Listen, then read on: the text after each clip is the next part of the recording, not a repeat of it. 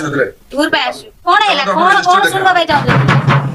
ଆପଣ ଏଠି ହିନ୍ଦୁ ଧର୍ମକୁ ଖ୍ରୀଷ୍ଟିଆନ ଧର୍ମ କରିବା ପାଇଁ ଆସିଥିଲେ ଆମେ ଶୁଣିବାକୁ ପାଇଲୁ की कहला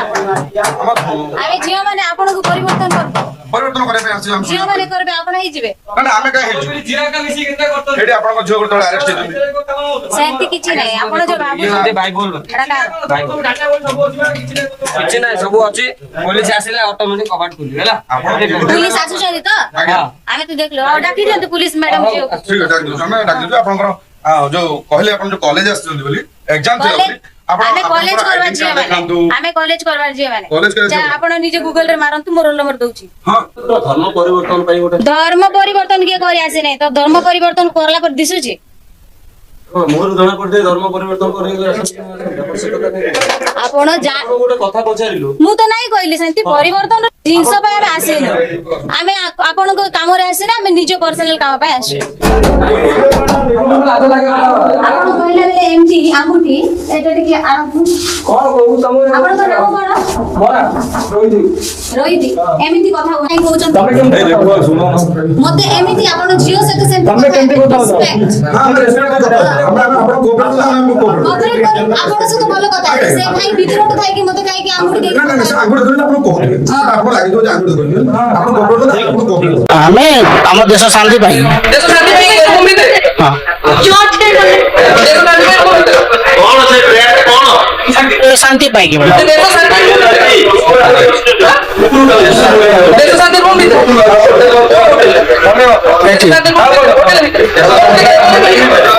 ଆମେ ସମସ୍ତେ ମିଳିତ ହେଇକି ଆମେ କରୁଥିଲୁ ସମସ୍ତେ ମିଳିତ ହେଇକି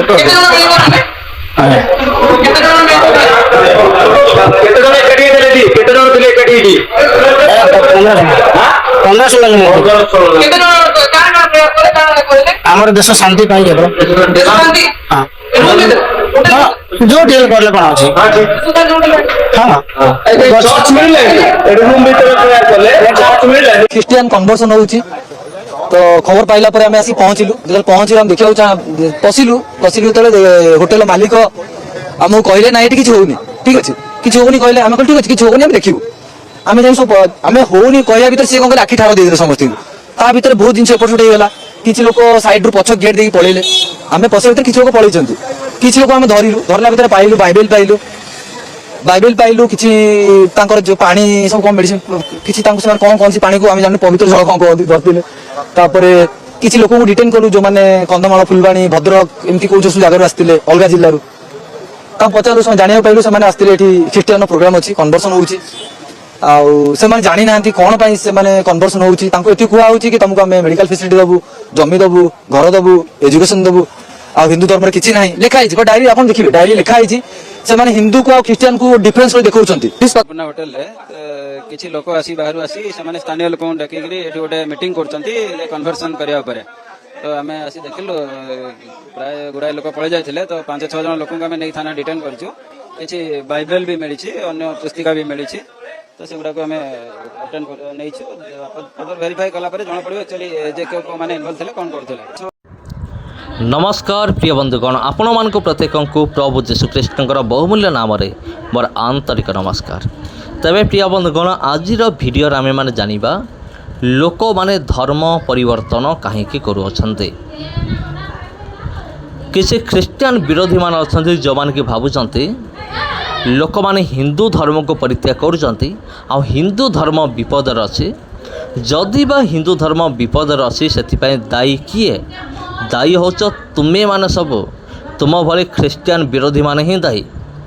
जो मैंने भावुच हिंदू धर्म विपदर अच्छे छोट जातिर लोक मान आप देखु प्रिय बंधुगण ये ख्रीस्टियान विरोधी माने से मंदिर भितर पुरई देवेनि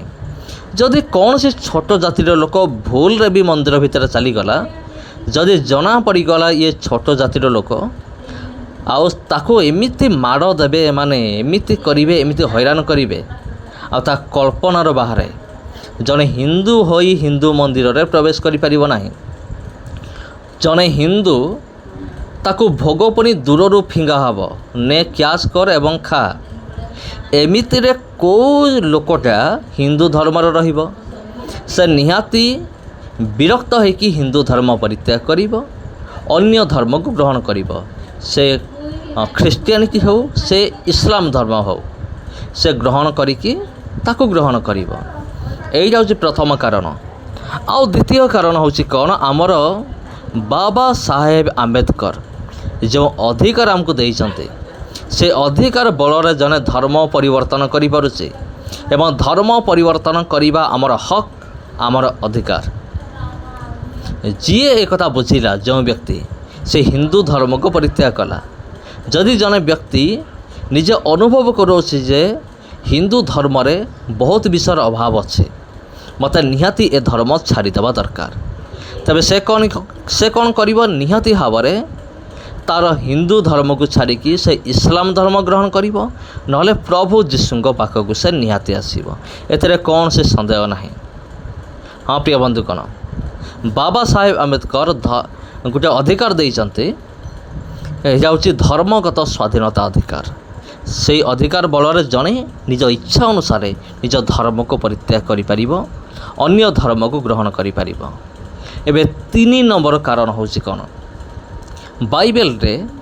ମାଥିଉ ଲିଖିତ ସୁସମାଚାର ତାର 28 ପର୍ବର 18, 19 ଏବଂ 20 ପଦ ଲେଖା ଅଛି। ପ୍ରଭୁ ଯୀଶୁଖ୍ରୀଷ୍ଟ ଏଠି ଗୋଟେ ମହାନ ଆଦେଶ ଦେଲେ, ତୁମେମାନେ ଯାଅ ସମଗ୍ର ଜାତିର ଲୋକଙ୍କୁ ତୁମେ